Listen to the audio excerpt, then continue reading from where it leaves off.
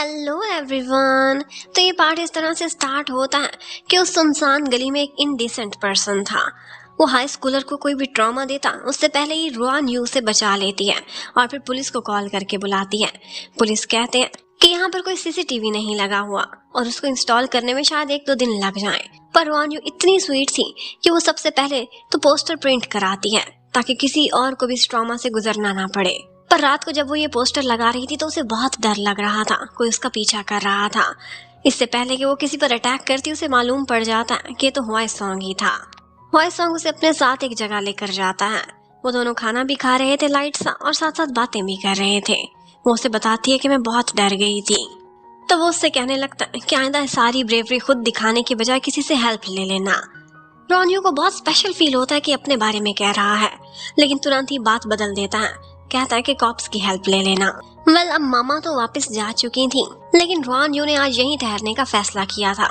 उसने यही सोचा था कि जब तक मैं खुद अपनी आंखों से वहां पर सीसीटीवी नहीं देख सकती तब तक मैं यहाँ से नहीं जाऊंगी। और लगता है कि हॉय सॉन्ग भी उसी के बहाने यहाँ ठहरा हुआ था। यहाँ वो अपने पुराने दिनों को याद करता है और कहता है कि मैं हाई स्कूल पास करते ही अब्रॉड चला गया था। शायद मैं ना जाता, लेकिन कुछ सर्कमस्टांसेस ऐसे हो गए थे। लेकिन वो अपनी फैमिली के प्रॉब्लम्स जैसी कोई भी बात उसे डिस्कस नहीं करता। बहुत इंट्रोवर्ट टाइप का था। लेकिन रोनियो जब घर जाती है तो उसे रात में वही टाइम याद आ रहा था कि जब उसने हॉस्पिटल में शी और मॉम को देखा था। मॉम तो हॉय सॉन्ग को देखना भी नहीं चाहती थी, ये कहकर वहां से चली गई थी कि वो मेरा बेटा लगता ही नहीं है। जबकि उधर हॉय सॉन्ग को भी कुछ पुरानी यादें आ रही थी। उसके डैड के साथ कुछ प्रॉब्लम्स चल रहे थे जब वो हाई स्कूल टाइम में था। तो लोग बहुत नफरत करते थे और पब्लिक अपना गुस्सा निकालने के लिए उसके घर के बाहर पोस्टर लगाकर चले जाते थे। और बस शायद इसी ट्रॉमा की वजह से वो जल्दी यूएसए चला गया था। अब रुआन यू यहाँ से अपना काम कंप्लीट करती है। बारिश बहुत हो रही थी, उसे टैक्सी मिल नहीं रही थी। तो इतने में उसके पास में एक गाड़ी रुकती है और उसे मालूम पड़ता है कि ये हॉय सॉन्ग है जो कि इस टाइम पर उसी शहर में जा रहा है। वो लोग भी उसे जबरदस्ती गाड़ी में बैठने का कहते हैं और वो भी लिफ्ट ले ही लेती है। अब शी पिछली सीट में बैठी हुई थी और रोनियो से काफी सारी बातें कर रही थी। कहती है कि मुझे पता चला है कि कल आप मेरे स्कूल में आई थी, आपको एंट्री कैसे मिल गई। वो तो इसके मुंह से ये उगलवाना चाहते थे कि रोनियो खुद एडमिट करे कि मैं खुद उस स्कूल से थी, लेकिन वो बात को बदल देती है और उसे बातों में फंसाना कोई आसान काम नहीं था। और पीछे बैठी शी इशारों इशारों में अपने भाई को यही कह रही थी कि कोई कूल सी बात करो ना, इसे स्वीट टॉकर पसंद है, तुम तो एकदम डम बनकर बैठे हुए हो।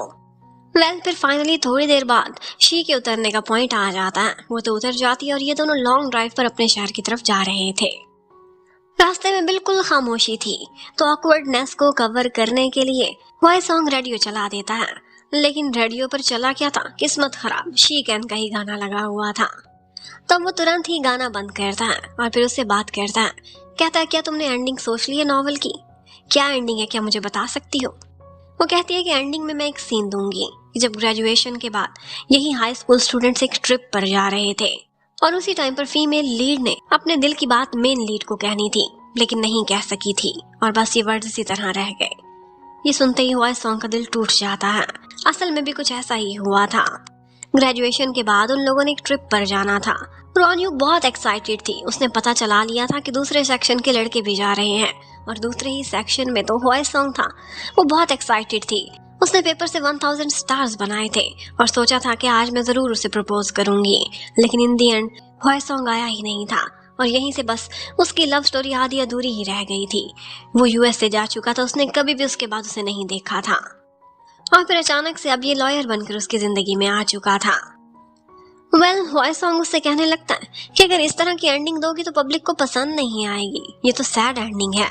लेकिन रोनियो कहने लगती है कि किसी और ढंग से देखने की कोशिश करो, हो सकता है कि वो प्रपोज करती और फिर रिजेक्ट हो जाती। एक अनरिक्वेटेड लव की अपनी ही बात है। ये लव ऐसा है जिसे वो सारी जिंदगी चेरिश कर सकती है, प्यार से याद कर सकती है, कोई हार्श मेमोरीज नहीं। और वैसे भी समय सब कुछ भुला देता है। बहुत साल बीत जाएंगे और हमारी फीमेल लीड कहीं आगे ही मूव ऑन कर जाएगी। ये सुनते ही हॉय सॉन्ग के दिल पर बहुत बड़ा घाव लग जाता है। अब ऑफ कोर्स सारा रास्ता बाकी खामोशी में ही कटा था। वो उसे उसके घर पर ड्रॉप करता है और बहुत सैड सैड सा होकर बैठा हुआ था। उसे लग रहा था कि शायद ये दोनों कभी भी एक नहीं हो सकते। रोनियो से मूव ऑन कर चुकी है। इतने में वो शी का मैसेज देखता है जो उसे कह रही थी कि ऐसे ही ना उतार देना भाभी को, छाता लेकर खड़े होना, अपना अच्छा सा इंप्रेशन देना। लेकिन ये मैसेज उसने बहुत लेट पढ़ा था। वेल, अब मिंग यंग से बातें करते हुए रुआन यू से यही कहती है कि हुआई सॉन्ग की छुट्टी खत्म होने वाली है और मेरा केस भी 2-3 दिन में निपटने वाला है। शायद यही हमारी आखिरी मुलाकात हो और अब की बार मैं उसे अच्छे से गुड बाय बोलूंगी ताकि मेरे दिल में कोई हसरत ना रह जाए। लास्ट टाइम शायद मुझे मूव ऑन करने में इसीलिए इतने साल लग गए थे क्योंकि मैं उसे आखिरी दफा अच्छे से देख भी नहीं सकी थी, न कोई बात कही थी। जबकि उधर हुआई सॉन्ग बहुत ही सैड बैठा हुआ था और अपना सारा गुस्सा वो टेनिस पर ही निकालता है। लियो उससे कहता है, इतना गुस्सा क्यों कर रहे हो, होपफुल होकर सोचो ना। इतने में उसे मैसेज आता है और पता चलता है कि कल रुआन यू उनके ऑफिस में आ रही है, आखिरी दफा केस की पूरी डिस्कशन करने और जबरदस्ती तैयारी करने के लिए, क्योंकि 2 दिन बाद उनका केस लगने वाला था। वेल, अब नेक्स्ट डे जब वो उनके ऑफिस में आती है तो हुआई सॉन्ग भी उनको ज्वाइन करता है। लियो तो बातों ही बातों में बहाने से चाह रहा था कि ये दोनों क्लोज बैठे हैं, कोई आपस में बात कर सके। उसे देखकर लग रहा था कि जैसे वो युद्ध में उतरने से पहले ही हार मान चुका है। वेल, अब जैसे ही उनकी मीटिंग ओवर होती है, हुआई सॉन्ग वहां से जाने वाला था, रुआन यू से रोक लेती है। लियो जैसे ही ये मौका देखता है तुरंत ही वहां से बाहर भाग जाता है। रुआन यू उसे एक गिफ्ट देती है और कहती है कि आप मेरे लॉयर तो नहीं है, लेकिन फिर भी आपने मेरी बहुत हेल्प की है, इसीलिए as a token of appreciation क्या आप ये गिफ्ट एक्सेप्ट कर सकते हैं। आपको थैंक यू करना चाहती थी लास्ट टाइम क्योंकि शायद ये हमारी आखिरी मुलाकात ही हो। अब उसके ये शब्द सुनते ही हुआ सॉन्ग का दिल बहुत टूट जाता है, लेकिन फिर भी वो उसका दिया हुआ गिफ्ट एक्सेप्ट करता है। वो जा रहा था, रुआन यू को लग रहा था कि हमारी आखिरी मुलाकात है, लेकिन वो मुड़कर कहता है कि हो सकता है हमारी आखिरी मुलाकात ना ही हो। और फिर उसके बाद तो वो एकदम देवदास बनकर ही खड़ा हो जाता है जैसे ही वो गिफ्ट को ओपन करता है। उसमें एक स्मार्ट वॉच थी। वो कहने लगता है कि बस रुआन यू ने ये मेरी आखिरी मुलाकात समझी थी और ये घड़ी मुझे इसलिए दी है क्योंकि वो ये बताना चाहती है कि टाइम गुजर चुका है और फीमेल लीड मूव ऑन कर चुकी है। अब लियो उसे सैड तो देख नहीं सकता था, इतना अच्छा फ्रेंड था। वो कहीं ना कहीं से वॉच के शब्दों में से उल्टे सीधे मतलब निकाल कर उसे ये कह रहा था। इसका ये मतलब भी हो सकता है कि जब जब तुम घड़ी देखो तो रुआन यू ये कहना चाहती हो कि मुझे याद करना और तुम्हारा मेरा समय इकट्ठे बहुत अच्छा गुजरा था। अब ये मीनिंग उसने इस तरह से कुरेद कर निकाला था कि हुआई सॉन्ग उसे कहने लगता है कि अगर इस तरह की मीनिंग रुआन यू सोचती तो कब की वो राइटिंग को गुड बाय कह चुकी होती। वेल, इन दी एंड लियो से यही कहता है कि बेशक लीगल टर्म्स में और कोर्ट में खड़े होकर मैं तुम्हें ना हरा सकता हूँ, लेकिन रोमांटिक ग्राउंड में मैं तुम्हारा गुरु ही हूँ। और ये कहता हुआ वो चला जाता है कि मेरी ब्लाइंड डेट कल सक्सेसफुल रही थी और आज मैं उसी के साथ ही डिनर करने जा रहा हूँ। वेल, उधर रुआन यू जैसे ही बाहर निकलती है तो बारिश हो रही थी। इतने में हुआई सॉन्ग उसके पीछे पहुंच जाता है और उसके ऊपर छाता करता है। उसे बोलता है कि मैं तुम्हें ड्रॉप कर दूंगा। अब रास्ते में वो जानबूझकर उसे दिखाता है कि तुम्हारी दी हुई घड़ी मैंने पहन भी ली है और फिर उससे कहने लगता है वैसे लॉयर्स को अपने क्लाइंट से गिफ्ट एक्सेप्ट करना तो नहीं चाहिए। तो रुआन यू से कहती है कि आप मेरे लॉयर तो नहीं, मैं आपको तो नहीं बल्कि मिस्टर लियो को पे कर रही हूँ। आप तो सिर्फ एक फ्रेंड थे जिसने हेल्प की है, इसलिए मैं आपको फ्रेंड्स की कैटेगरी में रखूंगी। अब ये सुनते ही एक दफा तो वो पॉजिटिव वाइब्स में आ ही जाता है। फिर उससे पूछता है कि आखिर गिफ्ट में तुमने मुझे वॉच ही क्यों दी है। वो कहने लगती है कि आप बहुत बिजी रहते हो ना, स्मार्ट वॉच है, आपका ब्लड प्रेशर, आपकी हार्ट बीट सब कुछ मेजर कर सकती है, आपके लिए हेल्पफुल रहेगी।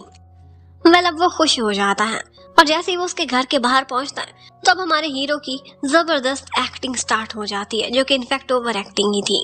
वो ऐसे प्रिटेंड करता है कि जैसे खाली पेट होने की वजह से उसे स्टमक एक हो रहा है। रुआन यू एक अच्छी पर्सन थी तो उसे ऑफर करती है कि आए मैं आपके लिए कुछ सिंपल सा बना देती हूँ, और यही तो उसे चाहिए था। वो फिर से उसके घर में मेहमान बनकर आने लगा है। दूसरी तरफ हमें मिंग यिंग को दिखाते हैं। वो अपने बॉयफ्रेंड को कॉन्टेक्ट करती है, लेकिन उसका बॉयफ्रेंड असल में 2 नंबर ही था। आजकल वो मिंग यिंग में ज्यादा इंटरेस्ट नहीं ले रहा था। उसे तो शो कराता था कि मैं ऑफिस में बहुत बिजी हूँ, लेकिन बिजी वो और कामों में होता था। उसकी नजर अपने बॉस की बेटी पर थी जिसका नाम मिस गाओ था। वह उधर हमारे मेन कपल को दिखाते हैं। रुआन यू ने अपने घर पर मेंस के स्लीपर भी रखे हुए थे। ये देखते ही हुआ सॉन्ग को बहुत खुशी होती है, लेकिन जब वो पहनता है और देखता है कि साइज उसका नहीं है तो उसे काफी दुख होता है और मन ही मन सोचने लगता है कि कहीं ये शीकैन का साइज तो नहीं जो उसने माइंड में रखा हुआ था। वेल, बारिश की वजह से रुआन यू के कपड़े भीग चुके थे। वो ऊपर जाती है कपड़े चेंज करने के लिए। इनफैक्ट उसका घर एक स्टूडियो टाइप था और ऊपर के फ्लोर पर सिर्फ पर्दा ही आगे होता था। अब कहीं ना कहीं रुआन यू की कुछ परछाई दिख रही थी। हुआई सॉन्ग को माइंड में आता है कि कहीं गलती से मेरी नजर ही ना पड़ जाए। वो मुड़ जाता है और जाकर एक तस्वीर को साफ करने लगता है, पर यहाँ पर मिरर में उसे फिर से परछाई दिख रही थी। ये देखते ही तो उसकी हार्ट बीट और तेज हो जाती है और एकदम उसके स्मार्ट वॉच अलार्म देना स्टार्ट कर देती है। इतने में रॉन यू पहुंच जाती है। वो तो तुरंत ही अपनी वॉच उतार देता है। रॉन यू से कहती है कि आप रेस्ट करें, आराम से बैठे, मैं आपके लिए कुछ जबरदस्त सा बना कर लाती हूँ। उधर लियो को दिखाते हैं। उसकी ब्लाइंड डेट उसे अपनी कोई दुख भरी कहानी सुना रही थी और इसके साथ साथ वो लोग काफी ज्यादा ड्रिंक भी कर लेते हैं और उसने तो बहुत महंगी वाइन की तीसरी बोतल खुलवा ली थी। इन दी एंड लियो जब बिल देने जाता है तो पता चलता है कि एक बोतल 25,000 की थी। उसके तो कार्ड की लिमिट ही क्रॉस हो चुकी थी। वो तुरंत ही कॉल करता है और अपनी हेल्प के लिए वहां पर हुआई सॉन्ग को बुला लेता है। हुआई सॉन्ग जब तक पहुंचता है तब तक लियो तो ड्रंक हो चुका था, लेकिन ये सीन देखकर हुआई सॉन्ग को सब समझ आ जाती है। वो जगह जगह सबूत के लिए फोटोज लेता है और बिल भी अपने पास रख लेता है। उसके बाद उस लड़की को ब्लाइंड डेट को, जिसका नाम शाशा था, उससे कहने लगता है कि मैं तुम्हें अंदर भी करा सकता हूँ, तुम एक धोखेबाज हो जो कि इन रेस्टोरेंट वालों से मिली हुई हो और तुम्हें किक बैक भी मिलती है। सारे सबूत तो इकट्ठे कर ही लिए थे और वो लड़की अपने मुंह से भी मान जाती है और वहां से भागने की करती है। अब ये थी लव गुरु लियो की हालत। बेचारे की जिंदगी में कोई पहली ही लड़की आई थी और वो भी उसे लूट कर जाने वाली थी कि हुआई सॉन्ग ने उसे बचा लिया था। और सिर्फ इतना ही नहीं, उसे तो चीप सी वाइन ही ड्रिंक कराती रही थी। उसके हिस्से की स्टेक भी खुद ही खा गई थी। अब बेचारा अपने फ्रेंड के साथ बैठकर कहीं पर खाना खा रहा होता है और साथ ही साथ अपना रोना धोना भी स्टार्ट रखता है। हुआई सॉन्ग उससे कहता है कि आज तुम्हें जितना बड़ा फ्रॉड हो चुका है, इसके बाद किसी को ना बताना कि तुम मेरी लॉ फर्म से हो। और लियो की हालत ये थी कि वो कह रहा था, क्या बेचारे हम लॉयर्स के दिल नहीं हो? क्या हम किसी हसीना से कभी धोखा नहीं खा सकते? अब उसकी दुख भरी कहानी सुनते सुनते ही हुआई सॉन्ग को कुछ अपने दुख याद आने लगते हैं। एक दफा उसने एक हेयर बैंड देखा था जो कि उसने सोचा था कि वो रॉन यू को गिफ्ट में देगा। खरीद भी लिया था, लेकिन जैसे ही घर आया था तो पता चला था कि उसके मॉम डैड आपस में लड़ रहे थे। डैड यूएस से जाना चाहते थे और उन दोनों की डिवोर्स होने वाली थी। उन्होंने ये भी फैसला किया था कि दोनों एक एक बच्चे को स्प्लिट कर लेंगे। इतने में शी उसके पास रोती हुई आती है। बहुत छोटी सी थी। कहती है, मैं यूएस से नहीं जाना चाहती भैया। और वो उससे कहता है कि मैं तुम्हें नहीं जाने दूंगा। और यही वो मजबूरी थी जिसकी वजह से वो हाई स्कूल पास करते ही यूएस से चला गया था, क्योंकि अपनी सिस्टर को वहां भेजकर सफर नहीं कराना चाहता था। और उस टाइम पर उसे शांत कराने के लिए उसने शी को ही वो गिफ्ट दे दिया था जो कि वो रॉन यू के लिए लेकर आया था। अब फाइनली वही दिन आ जाता है कि जब कोर्ट में केस लगता है। और ये केस तो बिल्कुल वन साइडेड रहा था, क्योंकि इस केस को लड़ने के लिए चंद सीसी में तो इतनी भी बर्दाश्त नहीं थी कि वो अपना चेहरा ही दिखाने के लिए आ जाए। उसने सिर्फ अपने लॉयर को ही भेजा था जिसकी कोई भी तैयारी नहीं थी। और इस केस को वन साइडेड ही गिना जाता है। जज यही बोलता है कि 2-3 दिन में दोनों पार्टीज को फैसला प्रिंट होकर उनके घरों पर पहुंच जाएगा। अब रॉन यू और उसके दोनों लॉयर्स काफी खुश खड़े हुए थे, लेकिन इससे पहले कि वो लोग सेलिब्रेट करते उन्हें एक बुरी न्यूज मिलती है।